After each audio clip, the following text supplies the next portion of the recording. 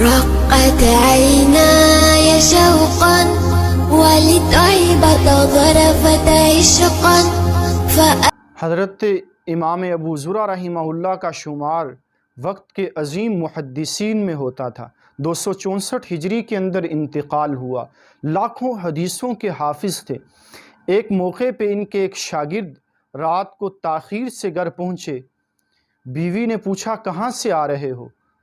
تو بتایا کہ اپنے استاد امام ابو زرع کی مجلس حدیث سے اٹھ کے آ رہا ہوں۔ تو بیوی نے کہہ دیا کہ ان کو کچھ آتا تو ہے نہیں۔ تو شاگرد غصے میں آئے اور کہا کہ اگر میرے استاد کو 2 لاکھ حدیثیں یاد نہ ہوں تو تجھے 3 طلاق۔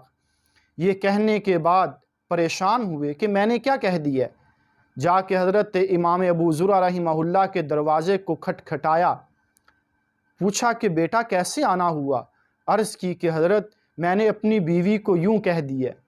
حضرت نے فرمایا کہ بیٹا جاؤ اپنی ازدواجی زندگی ہنسی خوشی بسر کرو، اطمینان سے رہو۔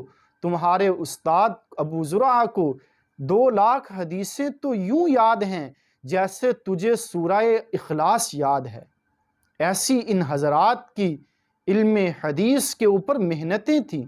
اپنا کیا حال ہے، اسلاف کی حالت کیا تھی، اپنی توقیر ہے کیا، ان کی وجاہت کیا تھی۔